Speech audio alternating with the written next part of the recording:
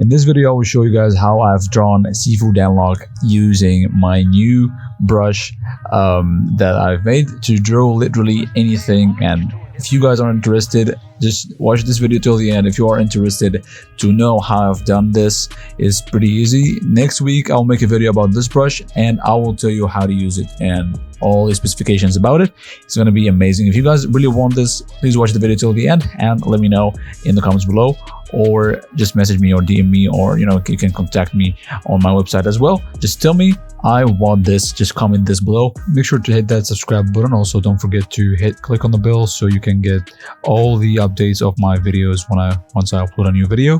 And thank you guys so much for watching, and I'll let you watch speed art till the end.